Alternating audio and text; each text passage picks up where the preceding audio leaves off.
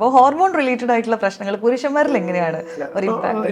ഡിപ്രഷനും ഈ പറയുന്ന ബൈപ്പോളർ ഡിസോർഡറും ഇത് എല്ലാം ഈ പറയുന്ന പുരുഷന്മാർക്ക് വരാനുള്ള ഒരു സാധ്യതയുണ്ട്. കുറെ ഒരു സൊസൈറ്റലായിട്ടുള്ള കുറെ കാര്യങ്ങൾ അല്ലെങ്കിൽ കൾച്ചറലി മെൻ ഈസ് അക്സെപ്റ്റബിൾ എന്നുള്ളതിനെക്കാട്ടും men is taught to be more strong അല്ലേ? നമ്മുടെയൊക്കെ സ്കൂളിലാണെങ്കിലും അല്ലേ, ഇപ്പോൾ ടീച്ചർമാർ കരഞ്ഞു കഴിഞ്ഞാൽ നീ ആൺകുട്ടിയല്ലേ നീ എന്തിനാ കരയുന്നതെന്ന് ചോദിക്കുന്ന പോലെ അതുകൊണ്ടാണ് പലപ്പോഴും ഈ പറയുന്ന പുരുഷന്മാർ പലപ്പോഴും സിംറ്റംസ് പുറത്ത് ചിലപ്പോൾ പറയാനായിട്ടുള്ളൊരു അക്സെപ്റ്റ് ഇല്ല. പക്ഷെ അതുകൊണ്ടാണ് ദേ try other ways of coping, especially substance use.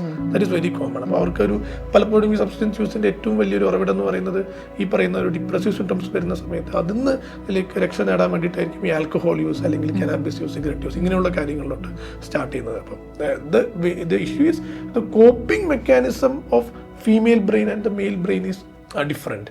അതാണ് ഇതിൽ നമുക്ക് നോക്കേണ്ടതായിട്ടുള്ള കാര്യം.